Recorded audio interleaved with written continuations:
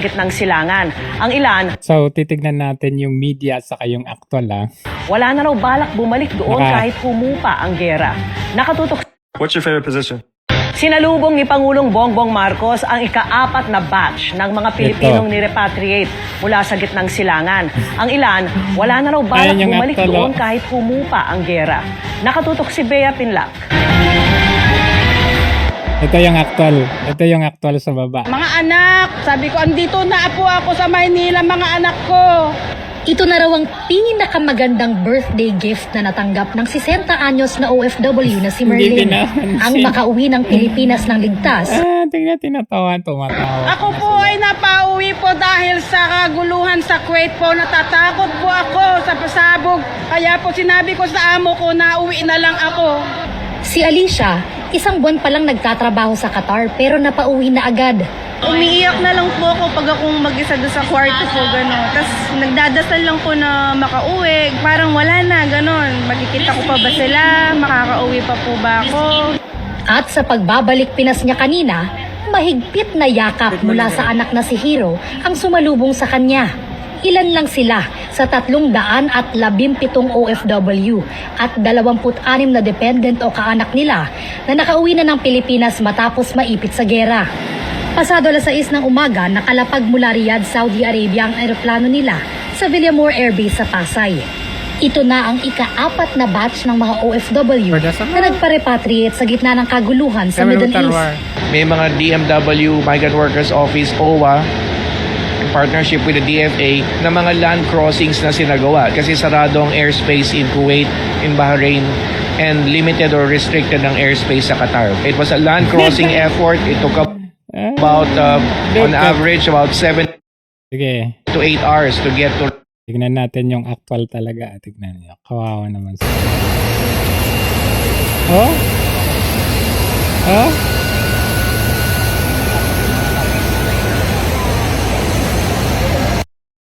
Oh, pansinin niyo naman ang babastos ninyo, oh.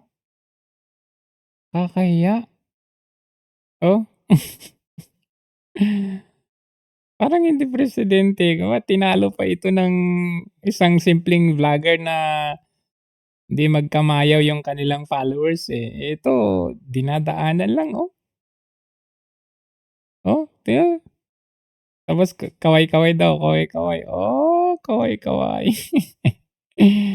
Nakakatawa. Oh, yan, oh.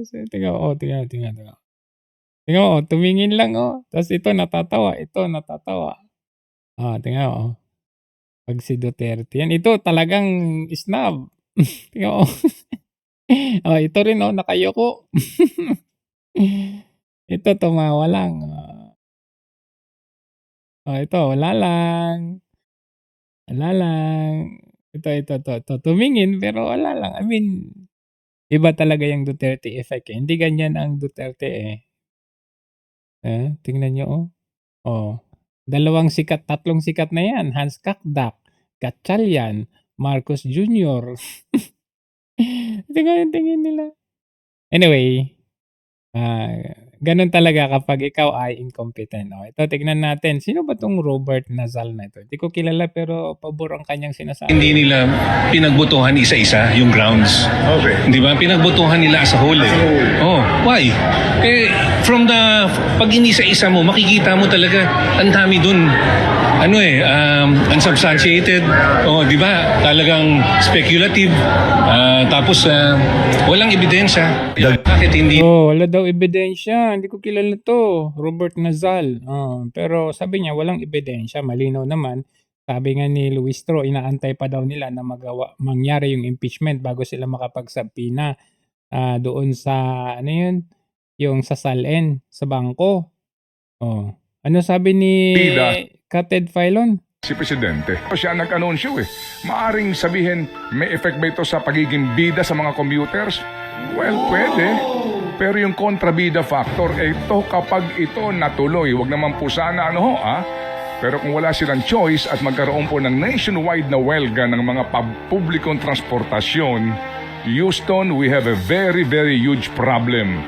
Tinotos ko sa DOTR na suspindihin muna ang fare hike. Pero hindi nyo, nag-fare hike, tapos Suspindihin din. At i-defer muna natin yan, i-postponean muna natin yan dahil nasa gitna ngayon tayo nitong naman ay hindi kayo masyadong mahirapan. Sisimula na ang libreng sakay sa buong Ang sigaw nila Duterte sa ayuda ng Pilipinas. At pwede po ninyo gamitin muna yan para pampang Pero the fact na siya ang nag-anunsyo nito, so ngayon, para sa akin kay Banoy, huwag ka nang magtampo kay Presidente, huwag ka nang magalit, huwag ka nang mag-alboroto. After all, hindi ka naman pwedeng magreklamo sa boss mo, di ba? Otherwise, you resign, no? Pero ngayon, pasalamat ka sa kanya. Dahil ngayon, hindi ikaw ang kontrabida Marcos Jr. ang kontrabida. dito sa isyong ito. Ang kontrabida si Presidente. Yawn. Tama. Wala nang iba. O ito, sabi nila na ibalik na daw yung 60 billion sa PhilHealth. Sinungaling. Na naisauli yung 65 billion na previously ay nakuha sa PhilHealth. Hindi na isole. Sinabi ng Supreme Court, isosole. Kaya lang ginawa ng ating mga legislators, instead na isole from PhilHealth, from the Treasury to the PhilHealth, ang ginawa, kinarga nila sa 2026 budget. So ang nagbayad pa rin, taxpayers' money. Ang gago, no? Sinuli daw pero hindi naman pala. Kukunin pala sa 2026 gas. So that means, pera pa rin natin yun. Ibig sabihin, ginastos nila yung 60 billion. Hindi natin alam kung saan nila dinala. Tapos ngayon, sabi nila, susuli nila. Kapag kasinungaling nila, kukunin din pala nila sa 2026 na budget. Which is, atin pa rin yun. Pera natin yun. So saan nila ginastos? Yung 60 billion. Sa PhilHealth, yung PDIC na 118 billion. Yung pinagbentahan nila doon sa ilang bang 26 tons, 28 tons na gold, saan nila pinagdadala yun? Na naisauli yung 65 billion na previously ay nakuha sa PhilHealth. Hindi na isoli. Sobrang sinungaling. Ito, na-booking sila. Na-booking, hindi ko alam kung sino yung gumagawa nito, no? Pero titignan natin. Dalawa ang malalaking refinery Kasi- sa ating bansa, sa buong mundo. Opo. Kasi yung explanation Parang ni... nawalan ka ng... Iniisip ko bigla kung saan yung Nag-isip ka kagad eh. Pandaigdigan ano yan. Ang pinakamalaking refinery sa Ito, buong ito. daigdig, ito yung Rotterdam. Wait, yung explanation ni Senator Marcoleta. Meron palang dalawang refinery sa buong mundo na malaki. Sa Rotterdam at saka sa Petronas ng Malaysia. So, in-explain niya dito, bakit mahal pa rin yung crudo? Yung langis. So, may something dito. Sino kaya nasa likod nito? Tingnan natin. Yun ang mga stakeholders ng ating coconut industry. Babagsak yung farm gate ng Copras diyan, di ba? Yun nga yung may libro mo, ilan ang kinuha mo sa Persian Gulf? At ilan ang kinuha mo sa Singapore? Di ba? Pwede bang ipakita mo yung libro mo kung ilan ang langis na nakuha mo sa Persian Gulf using the Strait of Hormuz? Okay. Baka mamaya 5 Pala sa doon, ano? Oo, bakit kinakailangang sumaltik ng 110 per liter? Kailangan i-justify nila to. Kapag ka naman kumuha ka sa Petronas, Malaysia. Opo. 33.39. Mas mataas ng konti. Oo. Pagkatapos mong ilagay lahat ang mga costas Mga nito, add-on, ang 48, halos 49 pesos per liter. Sabi mo ng 50. Oo. Tapos ang ang SRP 50, meron siyang piso per liter. Kahit saan mo kukwentahin, hindi lugi eh. May kita pa rin pala, Kaya tatanong ko ngayon, paano nangyari? Bakit kinakailangan po ninyong itaas ng 110? Saan po nyo kinuha?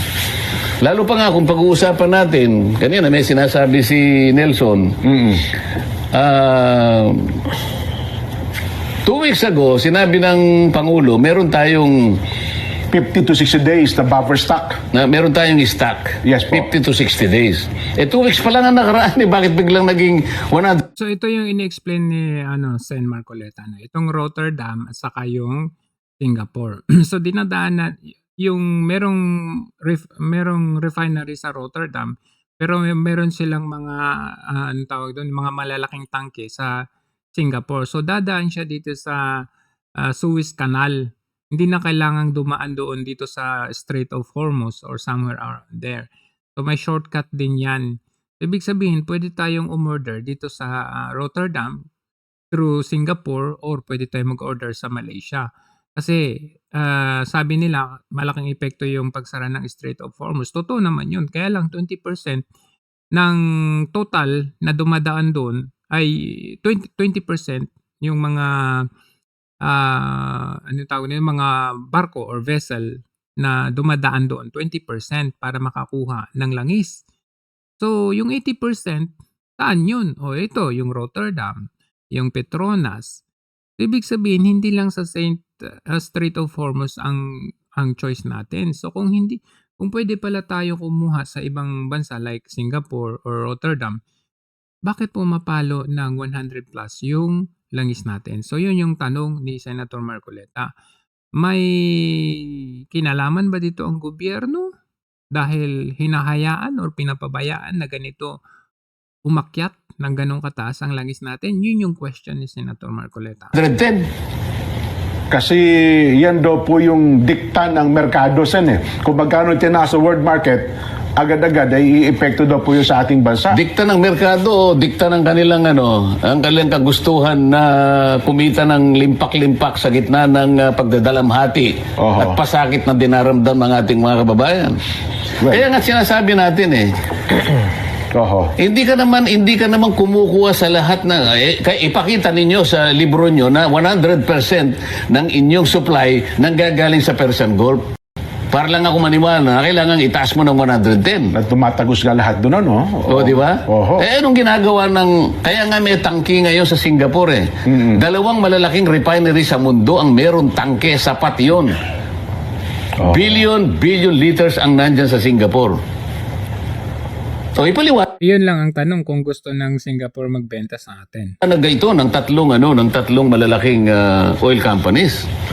Kasi magmi-meeting kami bukas Tama pala yung, di ba, pinatawag yun, JECG ba yun? Tawag yun na... Hindi, sabi ko kayo, JCEC. JCEC, opo. Kasi yung batas ng EPIRA, merong JCEC. May connection sa diesel yun Yan po yung Joint Congressional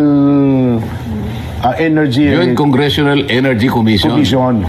Para ngayon may patawag natin pero palagay ko dahil meron kaming ginawang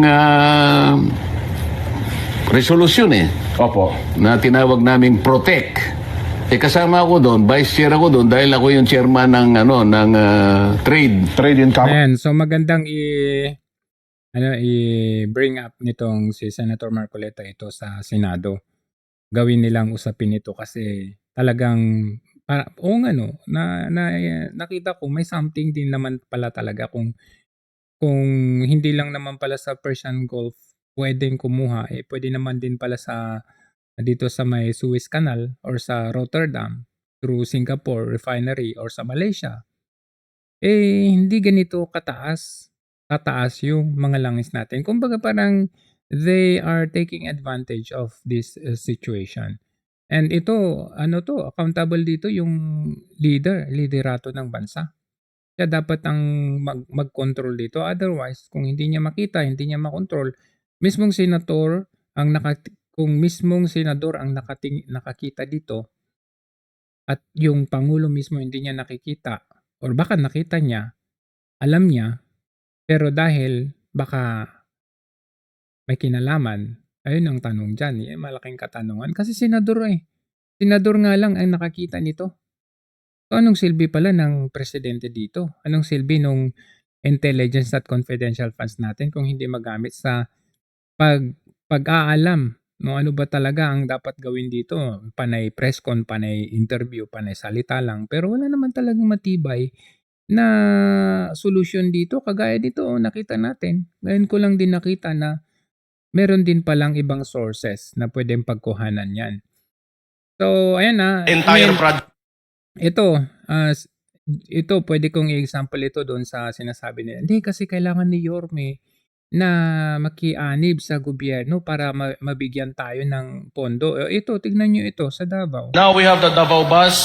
These are only 10 buses. This is not the entire project. So it's supposed to be funded by the national government. But we cannot wait for that to happen since I think the national administration has other priorities as of now. So wala kayo nila mapundok eh. But as you all know, Davao City is debt-free until now. So Debt-free, pero nakaya nilang sustentuhan itong project dapat ng national ito. So nakita nyo, hindi prioridad ng national government ang Davao City dahil hindi kaalyado eh. Pero nagagawa ng Davao City at may bonus pa. Walang utang, debt-free po sila. Yan yung sinasabi ko na hindi mo kailangang maghimod-himod puwet kay Marcos Jr. para ikaw ay may budget or magampanan mo ang proyekto dyan sa Manila. Yun yung point natin dyan. Anyway, comedy muna tayo. Napunta sa fertilizer, si BBM. Yung langis, halimbawa sa fertilizer, Langis, napunta sa fertilizer, si BBM na naman yan. Ano daw? Ano daw ulit sabi? Everything is normal pa daw, relax lang tayo. Naintindihan mo? Palibasa kasi mga Duterte kayo kaya hindi nyo makuha. Ito, tingnan mo. Ayan. Makita, Maya, yung aba kayo ay mag-alamano. Ano? Ano daw sabi niya dyan? Ano? Pansit, Anong pansit? nagluluto pa ako pansit. Diyos me, hindi mo hindi mo maintindihan. Sabi pa dito, may post dito, sabi ng Gabe Pineda or Gabe Pineda. I honestly don't know what people say in Sara Duterte except the fact na anak siya ni Digong.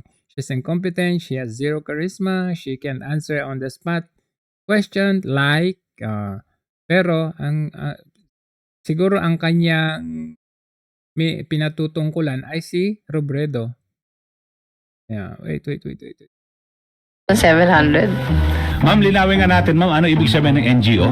Non-government association. Non-government association. Ilang isla ang bumubuo sa Philippine Archipelago? 1,700. 1,700. Ma'am, linawin nga natin, ma'am, ano ibig sabihin ng NGO? Non-government association. Non-government association. Ilang isla ang bumubuo sa Philippine Archipelago? 1,700. Yan. Yan yung tinutukoy niya, hindi si VP Sara. Anyway, ito, bilang pagtatapos. Yung Mga plastic kasi. Ito, alam mo yung SALN, napaka-ipokrito naman ng Kongreso. Hindi pa nga rinirelease yung SALN ng mga congressman. Nakuha niyo ba SALN? Ako rinelease ko. O di ba, yun nga ang stonewalling ayaw nilang i-release. Di ba kahit sa ombudsman, nagsabi si kung tama yung pagkatanda ko, medyo may sinabi si Ombudsman Boying Remulla doon kasi nga ayaw i-release ng Congress yung SALN ng mga congressman. So ano yun? I mean, that's the height of hypocrisy. Inaakusahan mo yung isang tao na may problema yung SALN, pero mga congressman, hindi ako kasi ako naglabas ako ng SALN, tumatago sa technicality. Meron ba naman yung SALN kailangan pang aprobahan sa plenaryo? Nakasulat nga sa SALN, doon nga pinirmahan mo yung SALN, kaya nga SALN yan. Dapat ilabas yan. So bakit ayaw ilabas yung SALN ng Congress, di ba? So sa akin, doon lang ako sa tama. I will not be swayed by those who are pro-BBM. I will not be swayed by those who are pro-Sara. Basta ako, kahit ano sabihin nila, gagawin ko kung ano yung sa tingin kong tama. Sa tingin ko, hindi naman sila ipokrito eh. Yun lang talaga yung purpose nila. Yun talaga ang mission nila. Kasi kailangan matanggal si Sara Duterte before 2028 or before 2027 filing of candidacy. Yun talaga ang purpose nila. Well, kasama na rin ang ipokrito nila kasi despite the fact na, tinuturo-turo nila si VP pero yung sarili nila, hindi nila maituro-turo. Ang dami dyan eh. May mga bahin ng corruption eh. Yung mga kasama nila dating speaker, Dong Gonzales. So, ayan. Sila, pangalan nito, sila JJ Suarez. So, anyway, see you next time.